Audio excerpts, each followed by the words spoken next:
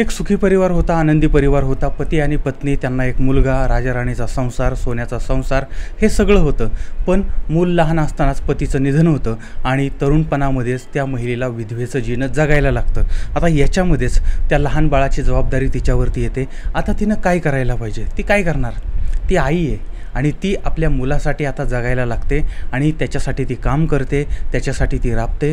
स्वतः चंदनाप्रमाणे झिजून मुलाचं आयुष्य सुगंधित करण्याचा प्रयत्न करते. स्वतःचं तारुण्य जाळून ती आपल्या मुलाला प्रकाशित करण्याचा प्रयत्न करते आहे. पण या सगळ्याचा शेवट काय होईल? तिच्या मातृत्वाला सन्मान मिळेल का? आणि तिच्या त्यागाला मूल्य मिळेल का? तिच्या जीवनाच्या वनामध्ये मधुमास पसरेल की वनवा पेटेल?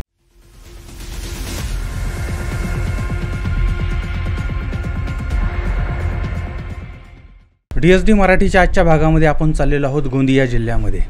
या ठिकाणचं श्रीनगर हा भाग आहे आणि त्या ठिकाणचं चंद्रशेखर वॉर्ड आहे आणि या वॉर्डामध्ये एका खोलीमध्ये संध्या महेंद्र कोरे आणि त्यांचा मुलगा करण कोरे हे मायलेक तिथं राहत होते. आता संध्या यांच्या पतीचं निधन साधारण 20 वर्षापूर्वी, म्हणजे महेंद्र यांचं निधन 20 वर्षापूर्वी आजारामध्ये झालेलं होतं आणि त्यामुळे संध्या यांनी त्यांच्या माहेरी एक रूम घेतली आणि त्या ठिकाणी त्या मायलेक जे आहे त्यांचा मुलगा आणि ते राहत होते. आता आपल्या माहेरी येऊन म्हणजे भावाचा वगैरे आधार त्या सगळ्यांना मिळत होता.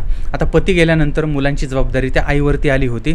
त्यामुळे ती आई जी आहे ती जे काही काम मिळेल त्या पद्धतीनं ती काम करत होती आणि आपल्या बाळाला सांभाळत होती. आता 5 वर्षाचं मूल आता 25 वर्षाचं झालेलं, म्हणजे 24-25 वर्षाचं झालं होतं. मुलगा हाताखाली आलेला होता आणि तो मुलगासुद्धा त्याचं करिअर करण्याचा प्रयत्न करत होता. आता याच्यामध्ये आईसुद्धा अजून पण कष्ट करत होती. ते आता सध्याच्या काळामध्ये संध्या ज्या आहेत त्या आमगाव रोड आहेत त्या भागावरचं खालसा ढाबा आहे, त्या ढाब्यावरती कॅशियरचं काम करत होत्या. तर त्यांचा मुलगा करण महेंद्र कोरे नागपूर या ठिकाणच्या एका कंपनीमध्ये MR करत होता. आता आईचं काम चालू होतं, मुलाचंसुद्धा काम चालू होतं आणि मुलगा जो आहे तो कधीकधी आईला भेटायला यायचा, म्हणजे गोंदियाला तो यायचा.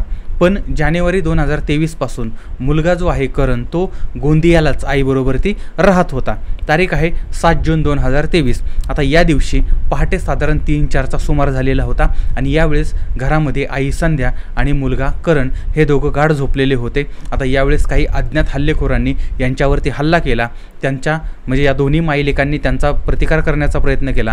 आता याच्यामध्ये दोघंही जखमी झालेली आहेत, रक्ताच्या थारोळ्यामध्ये पडलेली आहेत आणि मारेकरी जे आहे तिथून निघून गेले होते. आता काही वेळानं हा सगळा प्रकार आजूबाजूला समजला, आजूबाजूच्या लोकांना कळला, नातेवाईकांना समजला आणि पोलिसांना सुद्धा कळवण्यात आलेलं आहे आणि गोंदिया शहर पोलीस जे आहेत ते घटनास्थळी आलेत. यावेळेस करण जो आहे तो जखमी होऊन सोप्यावरती होता आणि किचनमध्ये आई जी आहे तिचा मात्र मृत्यू झालेला होता आणि रक्ताच्या थारोळ्यात ती पडलेली होती. आता करणला मग त्या ठिकाणी गोंदियाचं जे वैद्यकीय महाविद्यालय आहे त्या ठिकाणी उपचारासाठी पाठवण्यात आलं होतं. पोलिसांनी घटनास्थळाचा पंचनामा केलेला आहे, बॉडी जी आहे ती पोस्टमॉर्टमला पाठवली. आता मुलगा धोक्याच्या बाहेर होता. यानंतर मग आईवरती अंत्यसंस्कार म्हणजे पोस्टमॉर्टमनंतर अंत्यसंस्कार वगैरे झाले. आता या ठिकाणी एक हत्या झाली होती आणि अज्ञात व्यक्तीच्या विरोधामध्ये मुलाचे मामा प्रकाश पाथोरे यांनी, त्यांचं वय साधारण 43च्या आसपासचं आहे, तर त्यांनी फिर्याद दाखल केली होती आणि आता तपासाला सुरुवात झाली. आता या घटनेमध्ये घरामध्ये आई आणि मुलगा आहे. पहाटे मारेकरी येतात, मुलगा जखमी होतो, आईचा मृत्यू होतो. पण ही जी माहिती त्या मुलानं दिली ती माहिती संशयास्पद होती. मारेकरी का आले? त्यांनी आईचीच निर्दयीपणे हत्या का केली? बरं, मुलाला केवळ नाममात्र जखमी केलेलं होतं. आता असं का?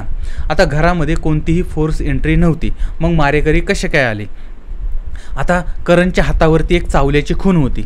आता मारेकरी जर आले तर मारेकऱ्यांकडे शस्त्र होतं, त्यांनी शस्त्रानं वार केला असता, पण कोणता मारेकरी आई येऊन त्याला चावत बसेल? मग अशा पद्धतीचे अनेक प्रश्न समोर होते आणि त्याचं उत्तर एकमेव आणि तो साक्षीदार करणच देऊ शकत होता.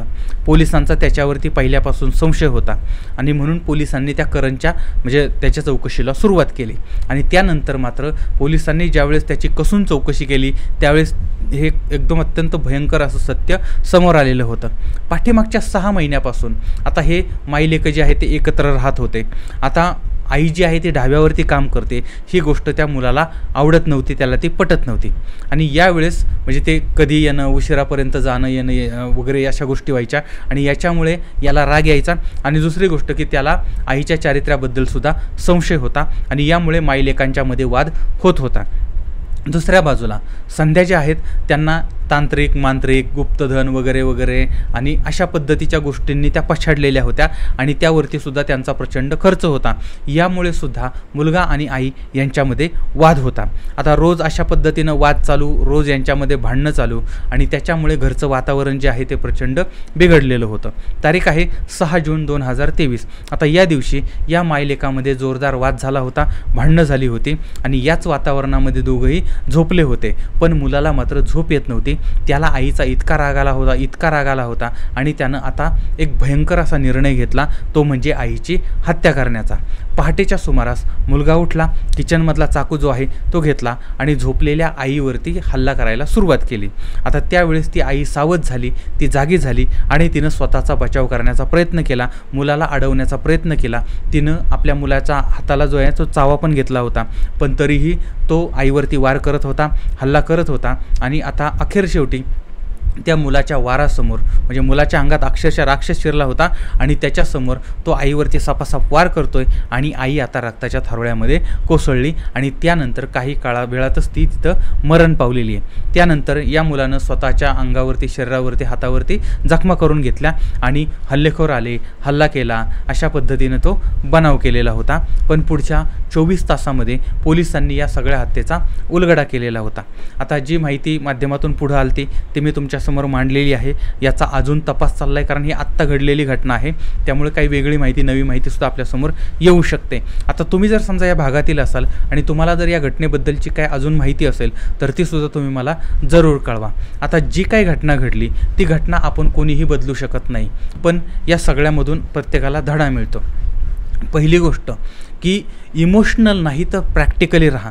तर सुरुवातीलाच आपण अनेक वेळा बोललेलो होतो, पण परत एकदा सांगतो मी की आईसाठी लहान मूल सर्वस्व असतं. आई जी आहे ती त्या मुलासाठी जगत असते, पण यावरती तिनं प्रॅक्टिकली विचार केला पाहिजे.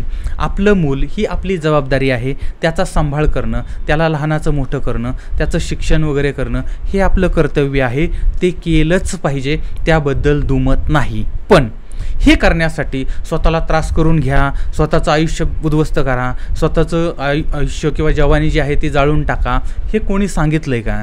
म्हणजे मुलाच्या बाबतीमध्ये तुम्ही तुमचं कर्तव्य पूर्ण करू शकता. आता याच जागी म्हणजे समजा आता एखादी व्यक्ती आहे, ती व्यक्ती जर एक्सपायर झाली, आई जर असेल आणि मुलगा असेल, तर आई मुलासाठी आपलं सर्वस्व देते. पण ज्या वेळेस ती आई जाते आणि बाप असतो त्यावेळेस तो बाप म्हणतो नाही नाही लग्न केलं पाहिजे. मग ते अशा म्हणजे लक्षात घ्या, पुरुष असेल तर तो लग्न करतो, स्त्री असेल तर मात्र ती स्वतःचं आयुष्य जाळत ते मुलाला सांभाळण्याचा प्रयत्न, सांभाळण्यात काही दुमत नाही, ते केलंच पाहिजे. पण स्वतःसाठी सुद्धा वेळ दिला पाहिजे, स्वतःसाठी सुद्धा जगलं पाहिजे. बघा, कोणतीही अनैतिक गोष्ट न करता सर्व सुख आणि सर्व आनंद उपभोगणं हे प्रत्येकाचं कर्तव्य आहे आणि त्या पद्धतीने जगलं पाहिजे. फक्त अंडरलाईन लक्षात घ्या, कोणतीही चुकीची गोष्ट न करता आनंद आणि सुख उपभोगणं ही प्रत्येकाची गरज आहे आणि तो हक्क आहे प्रत्येकाचा.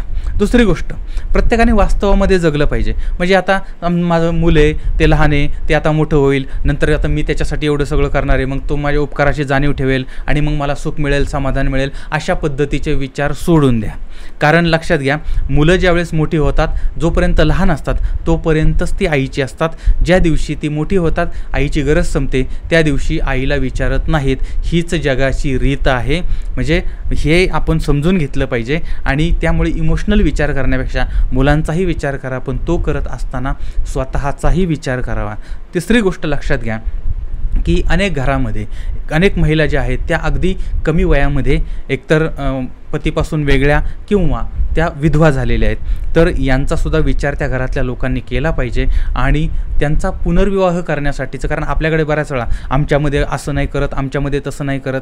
एका व्यक्तीचं आयुष्य जर उजळून टाकायचं असेल तर काही जर रूढी परंपरा असतील त्या जर आपल्याला म्हणजे चांगलं होण्यासाठी जर अशा रूढी परंपरा मोडल्या पाहिजेत किंवा आमच्यात पुनर्विवाह करत नाहीत वगैरे वगैरे, तर या गोष्टी आहेत त्या गोष्टी बाजूला ठेवून आधुनिकतेकडे वाटचाल करताना प्रत्येकाच्या जीवनाचा विचार केला पाहिजे. आयुष्य एकदाच मिळतं आणि ते आयुष्य आनंदाने आणि सुखाने आपण प्रत्येकाने जगलं पाहिजे. बरं, आता याबद्दलचं तुमचं मत काय आहे ते सुद्धा मला जरूर कळवा. पुन्हा भेटूया पुढच्या भागामध्ये एका नवीन क्राईम स्टोरीसह. तोपर्यंत धन्यवाद.